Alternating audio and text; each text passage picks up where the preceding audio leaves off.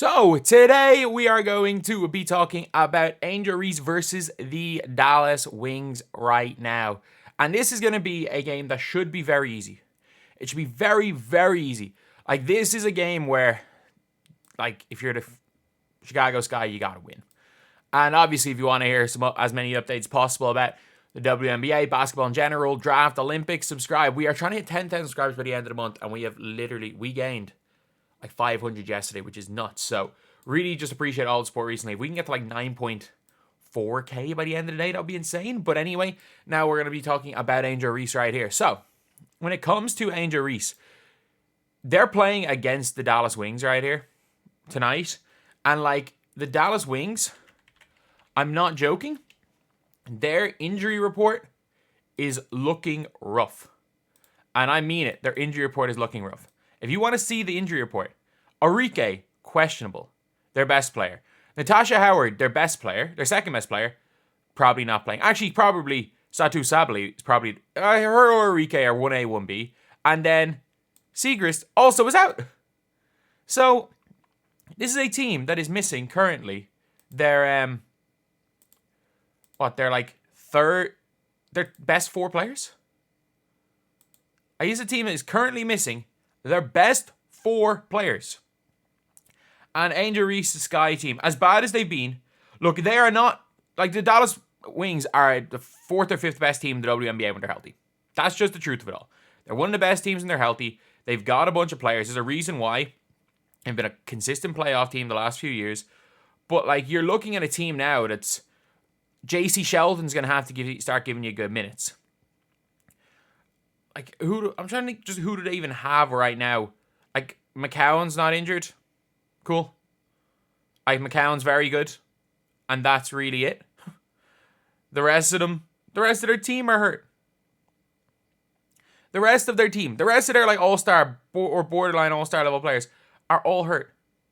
So, you've got a team now where it's like, it should be there. It should be there for the Chicago Sky to win their first game in a while.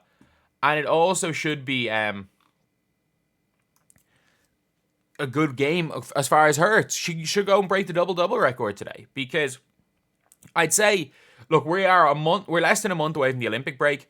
Rookie of the Year will be decided by the Olympic break, realistically. And this is where, if you are Chicago, you gotta win a game. You've really got to win a game right here against a team as weak as this current Dallas Wings team. Like, look, they lost to the Mystics. I don't think the Mystics are that bad. The Fever are starting to roll. So, other than... Like, they haven't had any really, really bad losses. But they're coming into the Fever game on Sunday, which obviously is never going to be easy against the Fever, especially because they are rolling. I know the Fever are playing the Dream before that. Fever might not beat the Dream, but the way the Dream are playing, the way the Fever are playing, I'm taking the Fever. You've also got... They then go on a run. Like, if they go and lose, they need to win their next 2 games. Like, win their next 2 games brings them 6-9. They need to win those 2 games. Because if they don't, they then go on a run of playing the Aces, the Lynx, the Dream, the Storm again, the Dream, the Liberty again, the Aces, the Mercury. Like, the Aces. Before the Olympic break, they don't play a bad team. Like, they don't, unless you want to count the Dream as a bad team, they do not play a bad team before the Olympic break after these 2. Which is why also it's important for the Fever to win at least one of their next 2 games. If the Fever go and beat the Sky again, it's not looking good. Like, the Sky may as well be out of the playoffs. And the big problem with the Sky is they don't own their first round pick. So, a lot of people are like, why would Dallas try to win this game against Chicago? It's like, oh, but like, Dallas are going to try get a higher pick. If you know anything about the way the WNBA works, it's based off 2 seasons. So, like, if the Fever don't make the playoffs, they're as good as... They're probably, no matter how close they are, they'll have the best chances at the number 1 overall pick. But the Dallas Wings were pretty good last year, and they are more likely... Even if they have the worst record in the WNBA, they're unlikely to be the favorites or to have the best odds to get number 1 pick. However, the Chicago Sky have a pick swap at Dallas. Or Dallas have a pick swap at Chicago. So if Chicago have the worst record and they get the number 1 pick, like if Dallas have a record out of playoffs and Chicago do as well, Dallas have double the chance. And Dallas beating Chicago. The worse Chicago are, the better it is for Dallas. Regardless of how they do, the worse Chicago are, the better it is for them. So I wouldn't be that surprised to see like Arike play this game. But at this stage, you're looking and you're like, okay, this is a must win for a Chicago Sky team that has been horrendous recently. But at the same time, look, Angel Reese has had an exceptional rookie year. She really has had an exceptional rookie year. So at least the way I'm looking at it, I'm like, okay, the team's been bad. Look, you can never judge a rookie by their team record. Just like I wasn't judging Caitlin Clark when the team was 2-9 or 1-8. I'm not judging Angel Reese off a 5-game losing streak. Angel Reese is a really, really good rookie.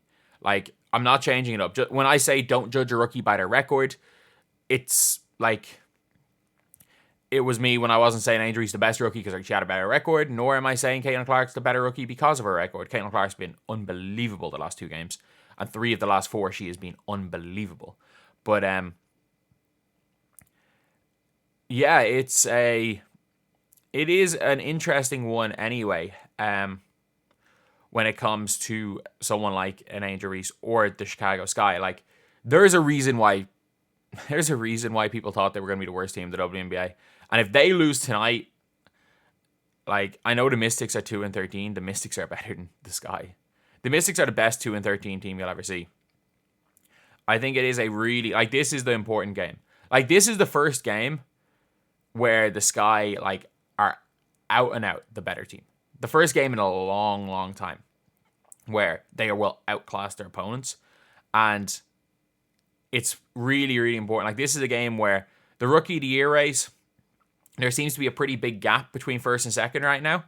Like, I don't think anyone in good faith could really argue that it's not Caitlin Clark at the minute. But with Arike out, potentially out, with Natasha Howard probably out, I don't think she's played this year, with Sabley out for quite a while, and Siegrist out as well. It's time. This is the game where Angel Reese has the ability to close that Rookie of the Year race. But anyway, that is the video. What do you guys think?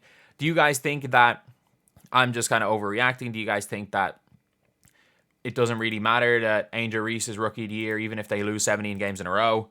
What do you guys think? But yeah, that is it. This is just one of the interesting games. I can't believe it's so early. I have no idea why it's so early. Like, I'm only going to be getting this video out a little bit after, like 2 hours before the game, which is kind of crazy. I didn't even realize how early the game was. 5 p.m. my time, and I'd love to do a live stream for this, but unfortunately, I have made plans because I did not know that this game was on at this time. But yeah, that is the video. Thank you guys for watching. Please like, comment, and subscribe.